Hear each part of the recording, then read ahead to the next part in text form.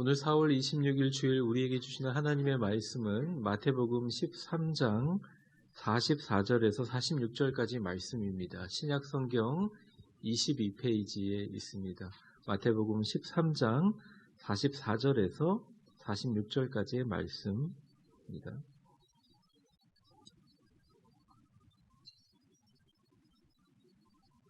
우리 가지고 있는 성경과 또 혹시나 이렇게 화면으로 보시는 분들 다 같이 거룩하신 하나님 말씀 같이 한 목소리로 봉독하겠습니다. 천국은 마치 밭에 감추인 보화와 같으니 사람이 이를 발견한 후 숨겨두고 기뻐하며 돌아가서 자기의 소유를 다 팔아 그 밭을 사느니라. 또 천국은 마치 좋은 진주를 구하는 장사와 같으니 극히 값진 진주 하나를 발견하며 가서 자기 소유를 다 팔아 그 진주를 사느니라. 아멘. 인생을 살아가다 보면 많은 사람들이 기쁨을 쉽게 얻으려고 합니다. 기쁨이 쉽게 얻어지면 얼마나 좋아요? 사실은 기쁨이 쉽게 얻어지고 성취가 쉽게 있으면 좋은 것입니다. 인생을 편하게 사는 사람 비난할 것 없어요. 참 하나님께서 축복을 주신 것입니다. 근데 그럼에도 불구하고 오랫동안 기다려서 얻은 기쁨을 대체할 수 없습니다. 그거와 비교할 수가 없습니다. 2달이 흘렀는데요. 2달 기다리다가 여러분들 교회에서 보니까 참 기쁩니다. 이 기쁨은 앞으로 제가 목회 생활하면서 이런 기쁨은 안 경험했으면 좋겠지만 지금 기쁨은 참 좋은 기쁨이라고 생각합니다. 누구에게나 기다림은 쉽지 않고 우리를 때로는 지치게 만듭니다. 하지만 기다림이 우리를 성숙하게 만들고 우리가 당연히 누려봤던 일상에 대해서 다시 한번 되돌아볼 수 있게 한다는 것입니다. 우리가 잃어버렸던 감사, 우리가 잃어버렸던 겸손을 다시 찾게 만든다는 것이죠. 사실 당연하게 우리에게 주어졌던 나의 일상과 그 루틴들, 그리고 나에게 주어진 건강, 이렇게 나와서 예배드릴 수 있는 관계, 또 만남, 이게 얼마나 축복이었는지 생각해보는 계기가 되었습니다. 또한 가장 제가 이번에 많이 느낀 것은 제 삶을 돌아보게 됐어요. 집에서 계속 있다 보니까 제 인생에서 또 여러분의 인생에서 가장 중요한 것이 무엇인지를 한번 생각해보는 시간이 되었던 것 같습니다. 내 인생에서 가장 중요한 것이 뭐냐, 정말 깊이 생각해 볼 수 있는 시간들을 가졌습니다. 오늘 인터넷을 보니까 전 세계에 20만 명 이상의 사망자가 발생하고 이제는 거의 100만 명에 가까운 확진자들이 늘어나고 있습니다. 특별히 미국 같은 경우는 사망자가 5만 명을 훌쩍 넘었어요. 전 세계 4분의 1이 미국에서 죽었다는 이야기죠. 제가 보면서 이 전염병의 위협 가운데서는 세계 최강 대국이라는 이름이 무색하다는 생각이 들고, 우리나라도 물론 전 세계도 이 코로나19는 하나님께서 직접 간섭해 주셔야 해결되지 않을까 이런 생각을 하게 됩니다. 앞으로 우리 영적 순례의 길을 걸을 때 이 기간들을 잘 생각하시면서 천국 갈 때까지 이 기쁨과 겸손 그리고 이 깨달음 잊어버리지 말고 하나님께 늘 감사하는 신앙생활 되시기를 주의 이름으로 축복합니다. 옆 사람 한 번만 더 감사해 볼까요? 제 옆자리에 앉아주셔서 감사합니다. 감사합니다. 오늘은 이것보다 더 귀중한 것은 없다, 이것보다 더 귀한 것은 없다라는 제목으로 하나님 말씀 증거하겠습니다. 세상에 귀한 것은 참 많습니다. 좋은 것도 많고 소중한 것도 많습니다. 근데 문제는 그 중에 가장 귀한 것 하나를 선택하라고 할 때 문제가 발생합니다. 여러분 집에 좋은 것들 많지만 불이 나면 가장 먼저 뭘 갖고 나가야겠어요? 많은 분들은 보물 이런데 자기가 나가야죠. 네, 가장 귀한 게 자기 생명 아니겠습니까? 이와 같이 어떤 선택의 상황에 놓였을 때 가장 귀한 것을 구하는 것은 의미가 있습니다. 이것보다 더 귀한 것이 없다는 설교 제목은 가장 귀한 것이 무엇인가라는 질문을 던지고 있습니다. 어떤 분들에게는 신앙이, 어떤 분들에게는 국가가, 어떤 분들에게는 건강이, 어떤 분들에게는 경제적인 자유가, 어떤 분들에게는 가족의, 어떤 분들에게는 명예와 인간관계와 체면이, 어떤 사람에게는 자아 실현이 가장 귀한 것이라고 할 수 있습니다. 그런데 그 중에 하나만 딱 선택하라고 하면 그 선택된 것이 그 사람의 인생의 의미와 가치를 드러낸다는 것이죠. 그것은 확실합니다. 그렇다면 성경에서 얘기하는 가장 귀한 것은 무엇인가? 예수님께서 오늘 말씀을 통해서 이 땅을 살아가는 크리스찬들에게 가장 귀한 것은 이것이다라고 44절과 45절에 이어서 보여주고 계십니다. 화면을 보시면 제가 읽어보겠습니다. 천국은 마치 밭에 감추인 보화와 같으니 사람이 이를 발견한 후 숨겨두고 기뻐하며 돌아가서 자기의 소유를 다 팔아 그 밭을 사느니라. 또 천국은 마치 좋은 진주를 구하는 장사와 같다, 이렇게 얘기했습니다. 예수님이 가장 극상품의 진주와 가장 귀한 보화를 얘기하는 것은 이 천국이야말로 크리스찬들이 추구해야 될 가장 귀한 것이다. 그런데 여기서 유의할 점이 있습니다. 우리가 죽어서 가는 천국이 아니라 예수님이 이 땅에 임하시면서 이루어진 하나님의 나라를 의미하는 거죠. 킹덤 오브 갓, 바실레이아, 왕국을 의미하는 겁니다. 즉 다시 얘기하면 이게 쉽게 설명할 방법이 없어요. 하나님의 나라를 가지고 신학생들은 보통 2년을 배우거든요. 근데 이제 20초 안에 설명하려니까 너무 힘든데 아주 간단하게 생각하면 예수님이 이 땅에 오시면서 하나님의 나라가 시작됐고 예수님이 이 땅에 오셔서 이 땅에 하나님 나라를 완성하고 이 하나님 나라를 누리게 하기 위해서 부활하셔서 성령님을 우리에게 내려주시고 가셨다는 게 하나님의 나라의 개념이에요. 우리 위대한 교회 성도분들은 매일매일 음성 큐티를 하기 때문에 아마 전 세계에서 신학 수준이 가장 높으리라고 생각합니다. 아닌가요? 마스크를 써셔도 대답을 안 하시는데 뭐 어쩔 수 없죠 뭐. 근데 그렇다고 생각합니다. 그러니까 이해됐다고 생각하시면서 제가 그런 생각을 해요. 예수님이 이 땅에 오셔서 누리는 하나님의 나라가 우리 인생의 가장 귀한 것이다. 근데 이것을 그래도 좀 쉽게 더 설명하려면 찬송가 483장에 나와 있어요. 그러니까 480장에 나와 있는 그 천국이 바로 제가 지금 말씀드린 예수님으로부터 시작된 천국이에요. 내 영혼이 은총 입어 중한 죄짐 벗고 보니 슬픔 많은 이 세상도 뭘로요? 천국으로 화하도다. 그러니까 내가 예수 믿고 은총 받아가지고 나는 죄는 하나님이 사해 주셨다라고 구원받은 감격이 있을 때가 있잖아요. 그때 보니까 물론 세상의 슬픔은 다 사라지지 않았지만 이 세상이 천국으로 변한다는 것입니다. 어디서부터 시작돼요? 하나님의 나라가 내 마음에서 시작된다는 거예요. 이해가 되시죠? 예수님 때문에. 주의 얼굴 뵙기 전에 멀리 뵈던 하늘나라 내 마음속에 이루어지니 날로 날로 가깝도다. 이 말씀도 마찬가지예요. 주님의 얼굴을 본 사람이 있을까요? 예수님이 이렇게 생겼다 묘사할 수 있는 분들이. 이거는 뭘 의미하냐면 그런 거죠. 신앙생활하면서 교회를요 봉사하기 위해서 나오시는 분들이 있어요. 열심히. 또 의무감으로 나오신 분들이 예배는 드려야 되니까. 근데 그게 아니라 어느 순간 예수님의 얼굴을 뵈는 듯한 느낌. 야복강가에서 야곱이 열심히 기도를 씨름하다가 천사의 얼굴을 보고 환도뼈가 부러지면서 이스라엘이라는 승리의 이름을 얻는 예수님을 인격적으로 만나는 순간 주님의 얼굴을 뵙기 전에는 하늘나라가 멀리 있는 것 같은 거예요. 죽고 나서 가는 천국이라고 해요. 진짜 헤븐이라고 해요. 그런데 내 마음속에 이 하나님의 나라가 시작되기 시작하니까 언제 우리가 죽어서 하나님 나라 갈지 모르겠지만 날마다 주님이 나와 함께 계세요. 날마다 주님과 함께 누리는 하나님이 통치하신 나라가 가까워요. 높은 산이 거친 들이 초막이나 궁궐이나 내 주 예수 모신 곳이 그 어디나 하늘나라.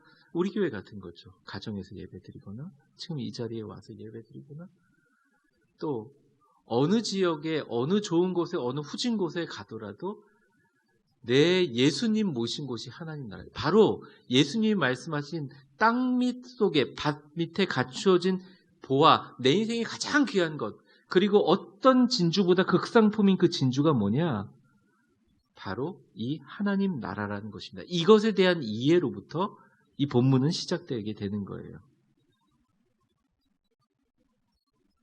즉 쉽게 얘기하면 하나님 나라는 하나님이 통치하는 나라, 하나님의 아들이시자 또한 삼위일체 하나님 되시는 예수님이 다스리시는 나라, 그래서 예수님의 이야기로 가득 찬 우리의 실제의 삶 속에서 이루어지는 나라, 그것이 바로 하나님 나라라는 것입니다.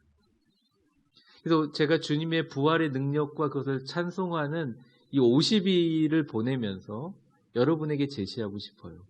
여러분 하얀 스토를 했죠? 이게 부활절서부터 여러분 기쁨의 50일 끝나는 날까지 이 하얀색을 해요. 이게 예수님 부활을 상징하는 거예요. 50일 동안. 그러고 나서 이제 50일 딱 되는 성령 강림주일날 예수님이 성령을 우리에게 보내주시고 올라가셨는데 그것을 상징하는 빨간색으로 바뀌어요.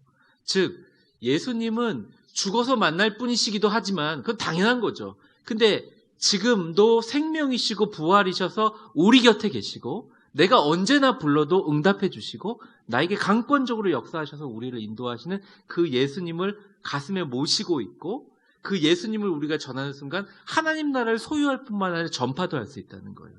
그 하나님 나라를 소유하는 것이 가지고 있는 것이 인생의 가장 중요한 가치라고 예수님은 그리스도인에게 얘기하고 있다는 것입니다. 그런데 우리가 이것을 알고 있지만 계속적으로 마음속에 소유하는 건 참 어렵습니다. 과거의 아픔들이 내 마음속에 현재를 괴롭힐 때가 있고 내가 현재를 살아가면서 이루어지지 않은 소망 때문에 미래를 차용해서 살 때가 많아요. 그러다 보니까 사실 우리 성도들이 이렇게 고민하는 것이 목사님 마음이 아파요. 마음이 복잡해요.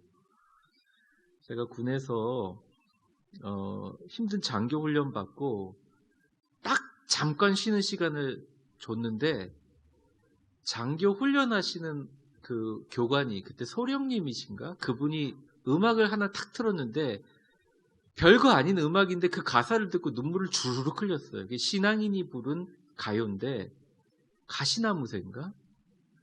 내 안에 내가 너무 제가 노래는 잘 못해요. 하여튼 내 안에 내가 너무도 많아. 당신은 싫고 잘 모르겠어요. 네. 근데 내 안에 내가 너무 많다는 게 그게 콱 와닿아서 눈물이 주르륵 흐르는 거예요. 발이 막 찢어져 가면서 70km를 행군하는데 내가 2개가 있는 것 같은 거예요. 나는 빨리 욕을 벗어나고 싶은 내 마음과 그래도 가야 한다는 마음 2개가 있더라고요. 혹시나 여러분들도 마음에 2개가 있지 않나? 내가 2개가 있는데 생각하는 너무 우울증에 빠진 사람들은 이런 얘기를 한대요. 제가 이제 상담을 하다 보면 내가 있고요. 내가 있고요. 나를 너무 싫어하는 내가 있대요. 그러니까 지금 내가 하나가 있고 내가 이렇게 되면 참 행복할 것 같은데 그렇지 못하는 아주 부족하고 연약하고 못되고 내가 볼 때는 가치 없는 내가 있어서 이것을 바라보면서 비판하고 이렇게 정죄하는 내가 있다는 거예요. 그래서 똑같은 내가 2가지가 있으니까 보니까 현재를 살아가면서 현재를 즐기지 못하는 거예요. 당연한 것들을 기쁨과 감사로 느끼지 못하는 거죠. 계속 과거와 미래를 차용해서 현재를 낭비하고 있다는 것입니다. 근데 예수님의 이야기는 바로 이 현재를 살아가는 사람들이 예수님을 만나서 누리는 그 축복을 갖는 거예요. 그걸 소유하는 방법이 뭐냐? 오늘 말씀을 통해서 보려고 합니다. 옆 사람 한번 축복해 보겠습니다. 가장 귀한 보석인 하나님 나라를 내 것으로 만드세요. 그게 이제 가장 인생을 행복하게 사는 부분이죠. 예수님은 2가지 방법을 본문에 제시하는데 처음에는 가까운 곳에서 찾는 것, 그 다음에 찾았으면 그걸 그대로 내두는 게 아니라 투자해서 내 것이 될 수 있도록 소유하는 작업들을 하는 것입니다. 어떻게 하나님 나라라는 보물을 자기 것으로 만들 수 있는가? 첫 번째는 가까운 곳에서 하나님의 나라를 찾는 것이에요.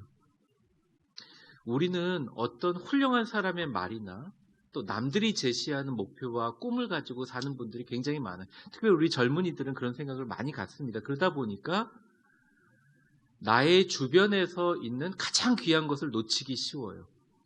가장 먼저 우리가 놓치는 것은 현재와 지금 여기를 놓쳐요. 그래서 너무너무 힘들어요. 그래서 많은 사람들이 현재를 집중하기 위해 술을 마시기도 하고요. 극단적인 스포츠를 하기도 하고요. 그러면서 현재를 자꾸 가지려고 그래요. 왜냐하면 저희 아들도 열심히 하지만 이 산이 오르는 산악 클라이밍 하다 보면 언제 떨어져 죽을지 모르니까 그 순간만 생각하거든요. 요즘 사람들이 왜 헬스에 막 몰입하느냐, 열심히 무게를 들다 보면 이 무게를 한 번 더 들어야지 외에는 다른 생각 안 하거든요. 그 30분 할 때만 머리가 맑아지는 거예요. 근데 그 어마어마한 돈을 들이고 어마어마한 노력을 들여서 현재를 갖는 게 아니라 그냥 가까운 곳에 하나님의 나라가 있고 하나님의 나라 가치가 있다는 것입니다. 44절을 보면 천국은 마치 밭에 감추인 보화와 같으니 사람이 이를 발견한 후 숨겨두고 기뻐하여 돌아가서 자기 소유를 다 팔아 그 밭을 산다 그랬어요. 그 당시 고대 사회에서는요, 자신이 아무리 돈이 많아도 그것을 잘 저장할 만한 행정기관이라든지 은행 같은 것들이 없었어요.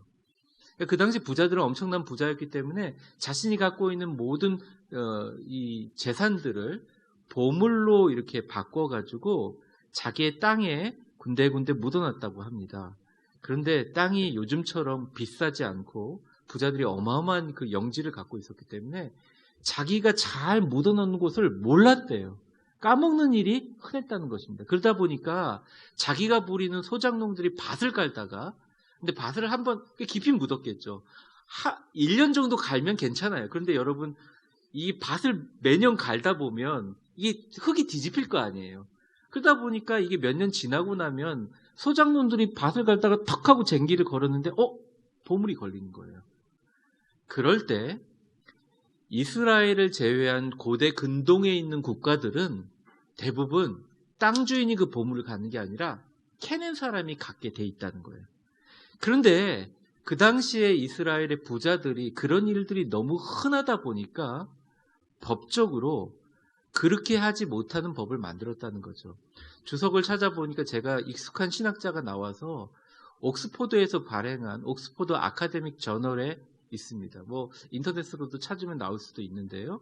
거기 데렛이라는 신학자가 1974년에 그 논문을 하나 썼는데, 아티클이라고 하죠. 논문 썼는데 Jesus' Audience, the Social and Psychological Environment in which he worked. 그러니까 쉽게 얘기하면 예수님 시대에 살고 있었던 일꾼과 노동자들의 심리적이고 사회적인 일하는 환경이라는 논문에서 뭐라고 나와 있냐면, 하도 이런 일이 자주 들어가니까 이걸 성문법화했어요. 그래서 랍비들이 이런 일이 일어날 때 일꾼들이 턱 하다가 보물이 걸리면 그 보물을 절대 한 개라도 가져가면 안 되고, 만약 가져가면 심한 처벌을 받게 만든 거예요. 이 보물은 다른 나라들이랑 달리 땅에 묻어둔 사람의 소유다. 그러니까 이런 일이 있어요. A라는 분의 땅이 있고 B라는 분의 땅인데, B라는 분이 땅의 보물을 잘못 실수를 해서 A라는 사람 땅에 묻었어요. 그렇죠? 근데 A에서 일하는 소작농이 발견했다는 말이에요. 그러면 이 보물이 누구 거냐? B 게 아니라 그 땅을 소유하고 있는 사람의 보물이다라고 그냥 법적으로 정리를 해버린 거예요.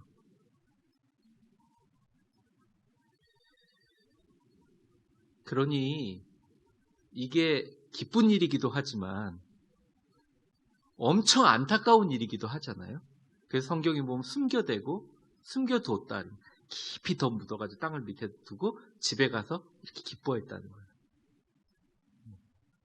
그리고 천국에서 또 무슨 얘기를 하냐면, 좋은 진주를 구하는 장사 같다. 극히 값진 진주를 발견하며 그 소유를 팔아 다 샀다, 이렇게 얘기합니다. 진주 장사는 맨날 보는 게 뭐예요? 진주만 보는 거죠. 도매상들이거든요. 엠포로스. 이 장사는 엠포로스란 말이에요. 도매상을 얘기하는 거예요. 진주 보고서 정말 좋은 거 탁 골라가지고 싸게 사가지고 비싸게 파는 거죠.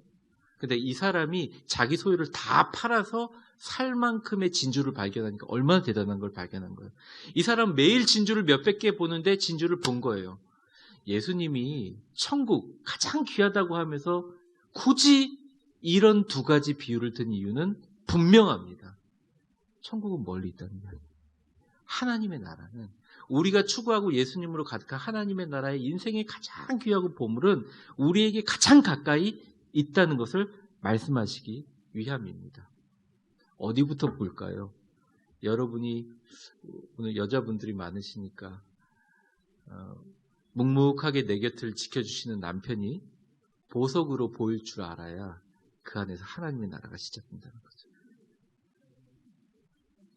아멘을 1, 2부 때는 잘 안 하셨어요. 근데 이제 제가 남편들도 마찬가지입니다. 딴 데 보지 말고 가까이 있는 보석을 보라는 거예요.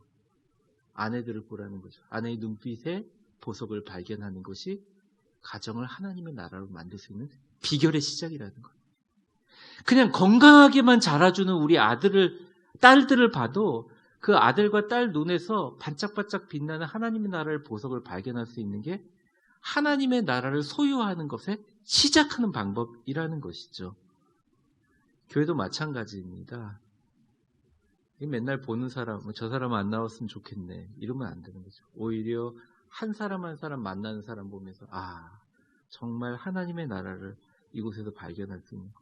직장 동료도 마찬가지라는 것입니다. 가깝고 가장 익숙한 지역사회와 가정과 교회와 국가에서 하나님의 나라를 발견하는 것이 시작이라는 것이죠. 그 하나님 나라를 발견할 수 있는 키가 뭐냐? 예수님이 제 마음속에 있다는 거죠. 예수님이 있어서 아내 가운데, 남편 가운데, 자녀들 가운데, 맨날 만나고 잔소리하는 동네 아줌마 가운데 하나님의 나라의 빛을 발견하기 시작하는 것이 바로 천국을 소유하는 시작이라는 것입니다. 그러면 일상이 귀해지는 거예요. 야, 내가 올해까지 몇백만 원을 벌어야지 행복해지겠지라고 생각하면서 열심히 현재를 사는 것도 중요하지만 그 현재가 얼마나 힘드냔 말이에요. 근데 그렇지 않음에도 불구하고 내가 현재를 살아서 숨쉬는 순간마다 주님이 내 곁에 계신 것이 기쁨이고 하나님 나라라면 그 하나님 나라, 가까이 있는 하나님 나라가 더 귀하다는 것이죠. 지금도 그렇지만 옛날 사람들도 하나님 나라는 멀리 있는 것으로 알았어요. 특별히 부활을 믿는 바리새인들은 심했다는 것입니다. 누가복음 17장 20절에서부터 21절까지 보면 바리새인들이 질문합니다. 바리새인들이 하나님의 나라가 어느 때 임하나이까 묻거늘 예수께서 대답하시어 이르시되 하나님의 나라는 볼 수 있게 임하는 것이 아니다. 21절 같이 읽어볼까요? 시작. 또 여기 있다 저기 있다고도 못하리니 하나님의 나라는 너희 안에 있느니라. 어디 있다고요? 너희 안에 있다. 그러니까 예수님이 설명하기가 참 어려운 거예요. 그 사람들이 믿는 하나님의 나라는 자꾸 예수님이 바리새인 입장에서 죽고 나서 가는 하나님 나라 얘기만 자꾸 하니까, 비유만 얘기하니까 이 사람들이 이해가 안 되니까 도대체 하나님 나라 어디 있습니까? 지정학적인 위치를 가르쳐 주든지 하늘에 있든지 땅에 있든지 얘기하라. 근데 예수님은 통합해 버리신 거예요. 여기 있다 저기 있다 얘기하는 게 아니라 너희 가운데 있다. 우리가 하나님의 나라가 우리 가운데 있다는 것을 느끼고 깨닫고 감사함이 사라지면 기쁨 많은 이 세상도 지옥으로 변화도다라는 찬송이 돼버리는 거예요. 근데 슬픔 많은 이 세상이지만 여러분들이 바로 하나님의 나라의 본질이고 하나님의 나라를 마음속에 시작하고 예수님을 전함으로 확대할 수 있고 확장할 수 있는 능력이 있다는 것을 깨달으면 내 안에 있는 예수가 정말 하나님의 나라를 확장하는 생명이요 지금도 많은 사람들의 영생을 책임지는 부활의 능력이라는 것을 깨닫게 되면 삶이 달라진다는 것입니다. 그래서 영어로 among you, 너희 가운데, 또는 within you, 너희들 속에 있다. 하나님의 나라는 우리 가운데 있습니다. 옆 사람 한번 축복해 볼까요? 하나님의 나라는 당신 가운데 있습니다. 당신 가운데 있습니다. 가정과 교회와 여러분들 주변에서 그 일상의 보석을 발견한 축복이 있기를 주의 이름으로 축원합니다. 발견하면 됐어요. 그럼 뭘 하느냐? 그 다음에 이제 해결하는 방법이 모든 것을 다 투자해서 그것을 사는 것입니다. 우리가 잘 알고는 있어요. 예수님이 내 곁에 있다는 걸 알고 있어요. 성령님이 나와 함께 한다는 걸 알고 있어요. 근데 우리 마음이 왜 그러죠? 참 신기합니다. 보니까요. 배고프지 않을 때는 무슨 음식을 먹어도 다 똑같아요. 근데 막 열심히 운동을 하고 나서 허기가 지는데 허기때를 놓쳐가지고 어느 음식을 먹으면 그 집에서 해주는 음식이 오늘따라 왜 음식 맛이 좋아 이럽니다. 갈증이 있기 때문입니다. 갈망이 있기 때문입니다. 없어져야 귀한 것을 알지요. 제가 드리는 말씀 뭐냐면 우리가 그것에 대해서 그것을 잘 가지고 오는 노력만큼 중요한 게 뭐냐면 그게 너무 귀하다는 것을 빨리 하루속히 깨달아야 된다는 거죠. 지금 얘기하시면 뭐 하나님이 내 곁에 있는 게 인생이 가장 큰 복이구나 이렇게 생각하시는 분들도 있으리라고 봅니다.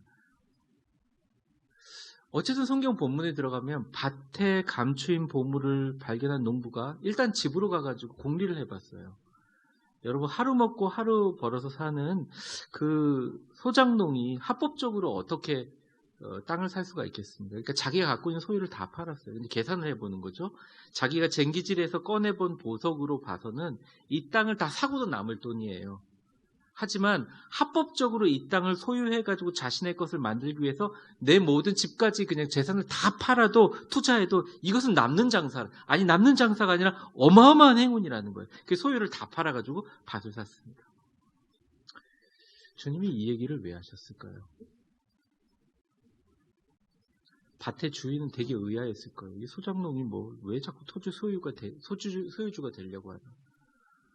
대부분의 사람들은 자기 가족이 인생에 어떤 천만금을 줘도 바꿀 수 없는 거라는 것을 알고는 있지만 인식하지도 않고 그것을 그 기쁨을 누리고 살지 않습니다. 그냥 땅속에 묻힌 보화 같아요. 근데 이게 너무 귀하다고 어느 순간 탁 발견되는 순간이 있어요. 뭐 부모님이 아프다든지 정말 천신만고근에 건강이 회복됐다든지 무엇보다 중요한 게 가족이라는 걸 알게 되는 거죠. 교회도 마찬가지예요. 교인도 마찬가지예요. 그러니까 그게 보석이죠. 진주장사도 마찬가지입니다. 자기 모든 걸 다 팔아고 살 만큼 진주 하나를 살 정도면 얼마나 귀한 거겠어요. 근데 누구도 보지 못해요. 그걸 누가 보느냐? 자기만 볼 수 있어요.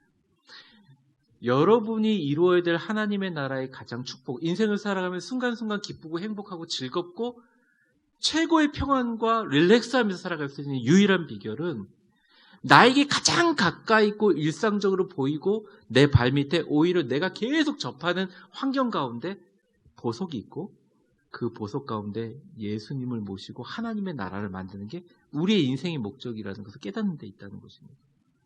저희 부모님이 호스피스 봉사를 많이 하셨거든요. 경기도 뭐 호스피스 협회 회장님도 하시고 호스피스 봉사를 많이 했어요. 호스피스 하면서 많은 이야기를 들었는데 이 죽어가는 어르신들 또 환자분들에게 질문을 하면 이런 질문을 한답니다. 인생을 이제 마무리하시면서 가장 후회되는 게 뭐냐? 대부분 무슨 얘기를 하냐면 가족들 얘기합니다. 좀 더 잘해주지 못하고 따뜻하게 말 한마디 해주지 못하고 같이 대부분 많은 소리가 같이 남자분들은 시간을 내주지 못한 것을 후회한다. 또 공동체에 관한 이야기도 많이 합니다. 신앙 공동체인 교회나 또 뭐 여러 가지 뭐 직장, 사회 공동체, 친구들 관계에서 내가 좀 속상해도 좀 더 친절하게 대해줄 걸. 왜 이렇게 혼자 병상에 있다 보니 그들을 좀 사랑하고 칭찬해주고 격려해주지 못한 것들을 왜 그랬지 못할까 후회를 한다는 거죠. 어쩌면 병상에서 죽음을 앞두고 있는 분들만큼 인생에서 가장 지혜로운 분들은 없으리라고 봅니다. 무엇이 다 소중한 것이 많지만 다 빼놓고 어떤 것과도 바꿀 수 없는 귀한 것이 무엇인가를 그들은 알고 있어요. 그리고 그 귀한 것을 위해서 우리가 건강하고 살아있을 때 가장 많은 시간과 노력을 들어야 할지를 죽어가는 사람들은 알 수밖에 없는 거예요. 근데 천국을 사모하는 그리스도인들도 그리고 대부분의 사람들도 인생의 마무리에 가서야 자신의 보석을 너무 멀리 찾고 그것을 위해서 전심전력을 하지 못한 것을 후회하게 된다는 것입니다. 예수님이 말씀하신 하나님의 나라를 이루면서 어울렁더울렁 예수님과 함께 살아가는 인생을 최고의 가치로 여기는 사람을 그리스도인이라고 부르죠. 그 그리스도인이라는 그리스도가 예수쟁이라는 말인데 예수님이 그 안에 있다는 거죠. 여러분, 가정을 천국으로 만들기 참 어렵잖아요. 그렇죠? 하지만 우리 일생의 가장 큰 귀한 가치입니다. 우리 자녀들이요, 부모님께 배운 대로 손자 손녀 낳으면서 그 진짜 귀하고 복된 인생을 살아가면서 그 가정에서 예수님을 주인으로 모시고 아내와 남편과 아내가 자녀들 가운데 예수님 때문에 그 예수님에 대한 기쁨으로 물론 내일의 미래의 걱정도 있고 과거에 내가 실패하고 실수했던 나쁜 부분도 있지만 지금 현재의 우리 남편을 바라보는 순간, 우리 자녀들을 바라보는 순간 가장 행복하고 예수님을 모실 수 있다면 그게 죽기 전에 가장 보람 있다고 생각하는 일이라는 거예요.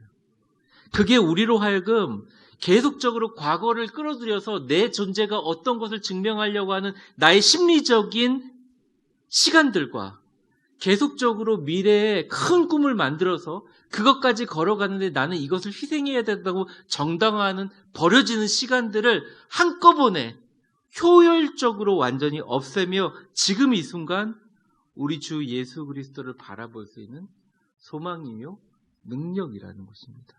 그래서 예수님이 천국에 대한 여러 비유 가운데 아주 독특한 두 가지 비유를 우리에게 얘기해 주셨어요. 말씀을 정리하겠습니다. 예수님이 우리를 위해서 십자가에 죽으시고 부활하신 것을 여러분들 믿으실 겁니다. 중요한 말은 우리를 위해서입니다. 우리를 일하게 하시려고, 우리를 희생시키려고, 우리를 빠릿빠릿하게 훈련시키려고 십자가에 죽으시고 부활하신 게 아니에요. 예수님이 그런 고난을 당하시고 엄청난 전 우주의 질서를 깨버리는, 어떻게 보면 하나님이 하시는 가장 위대한 일인 부활의 역사를, 이 땅의 물리적인 모든 법칙과 사망과 권세를 이기시고 부활하신 이유는 우리로 하여금 뭔가 보여주는 실마리를 향한 것입니다. 죽어서도 부활이지만 예수님은 지금도 여러분 곁에 계시고 여러분이 그 생명력을 가지고 있으면 이 세상 어떤 에너지로도 비교할 수 없는 엄청난 생명과 에너지가 있어요. 근데 그 생명과 에너지가 어디에 다 닫혀버리느냐? 내 주변에 있는 가정과 교회와 내 주변에 가까이 있다는 것을 잊어버리고 자꾸 하루 종일 우리의 마음과 생각 속에만 살아간다는 겁니다. 나쁘다고 말씀드리는 건 아니에요. 그런데 우리에게 주어진 인생, 이번 코로나 겪으니까 얼마나 귀합니까? 얼마나 소중합니까? 얼마나 아깝습니까? 사실은 우리 인생이 얼마나 귀합니까? 우리가 깨어 있어야 되는데 뭐가 깨어 있느냐? 긴장을 하는 게 아니라 완전히 평안한 상태에서 예수님 계시지. 제가 지금 설교하고 있는 와중에서도 예수님 나와 함께 계시지. 여러분 듣고 앉아있는 와중에서도 예수님 내 곁에 계시지. 그리고 내가 이 예배 드리고 달력받아가지고 집에 가면서 걸어가는 한 걸음 한 걸음 천천히 밟으면서 내가 이렇게 걷게 해주신 예수님 감사합니다. 나를 이렇게 걷게 해주신 예수님 감사합니다. 집에 가면 똑같은 일이 펼쳐지지만 예전에 보던 밥상이 아니에요. 예전에 보던 책상이 아니에요. 예전에 보던 나무가 아니에요.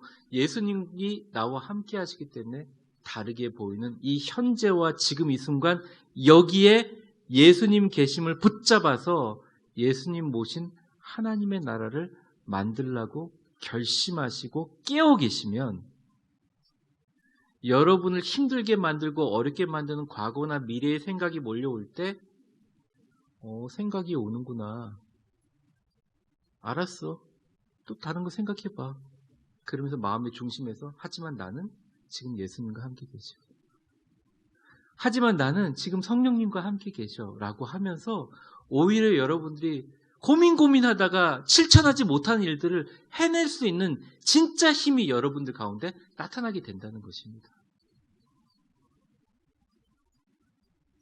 사랑하는 성도 여러분, 하나님 나라는 우리 가운데 있습니다. 그리고 그것보다 더 귀한 것은 없습니다. 그것을 잘 소유하는 방법에 따라 일상의 귀한 것을 가까운 데서 발견하시고 우리의 배우자, 자녀들, 식구들, 교우들, 직장 동료, 동네 이웃 가운데 하나님의 나라가 선포될 수 있도록 예수님 전하고 예수님으로 인해 풍족해지는 아름다운 여러분 인생 되시기를 주의 이름으로 축원합니다. 기도하겠습니다. 하나님 아버지 감사합니다. 하나님의 나라는 우리 가운데 있으며 이것보다 더 귀한 것은 우리에게 없습니다. 예수님의 이야기로 충만한 가정 되게 하여 주옵소서. 예수님의 이야기로 충분한 국가 되게 하시고 지역사회 되게 하시고 우리의 모든 삶의 지경이 되게 하여 주시옵소서. 예수님보다 귀한 것은 없습니다. 예수님 때문에 일상이 보석이 되게 하시고 그 일상 가운데 예수님 발견하기 위해 최선을 다하는 인생 되게 하여 주옵소서. 예수님 이름으로 기도합니다. 아멘.